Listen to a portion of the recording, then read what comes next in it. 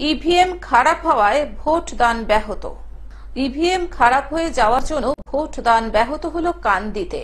মুর্শিদাবাদ জেলার কান্দি শহরের ছাতিনাকান্দি আদিতাপাড়া জিএসএফপি বিদ্যালয়ের 192 নম্বর বুথে ভোট দান প্রক্রিয়ার শুরুতেই ইভিএম খারাপ হয়ে যাওয়ার জন্য ব্যাহত হলো ভোট দান প্রক্রিয়া।